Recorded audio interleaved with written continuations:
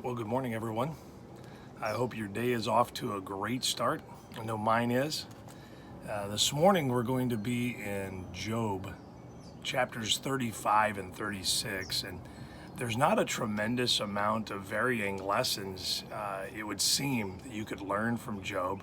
But if you pay attention, every once in a while, something new comes to light. Like for today, in today's chapters, what I noticed is that, remember, Job has three friends, and they spend a lot of time explaining to him how his sinfulness has got to be the reason why everything is so goofed up in his life, why he's experiencing curses instead of the blessings of the Lord.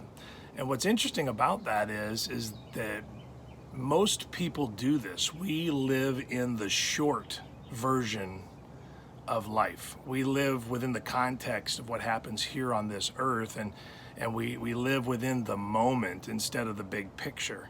And what God had promised Job and what was true, these guys were not necessarily saying the wrong things. They were just putting them in the wrong context. Yes, of course, God does bless righteousness. He blesses right behavior and obedience. He truly does. And he does actually set people up for failure when they live in wickedness and disobey him, just not always in the moment.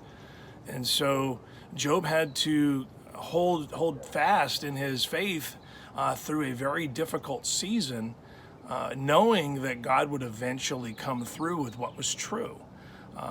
His friends just saw the short game and assumed that Job was hiding some tremendous wickedness. And so as you live out your life, recognize that troubled times, they do come for a season, but in the big picture, things work out the way God says they will. That if we'll walk in obedience and faith, God will bless. And remember, we're also talking about the shorter portion of our lives. The 70, 80, 100 years that we live here on this earth is the short part.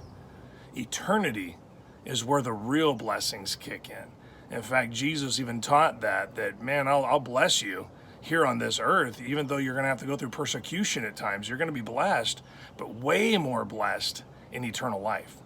So help yourself keep perspective by thinking of life not in the individual moments of pain and suffering, but in the individual moments of obedience that stack together for God's blessings.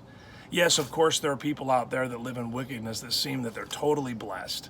The psalmist told us that he almost slipped and fell into that thinking, but he worshiped the Lord and went and spent time with God, and that helped him gain perspective. I want to encourage you, spend a lot of time with God, especially through this weird time that is probably going to have consequences that ripple out into the future quite a ways. Use this time to go deep with the Lord. Job was already there, and so when he went into the difficult times, he was ready.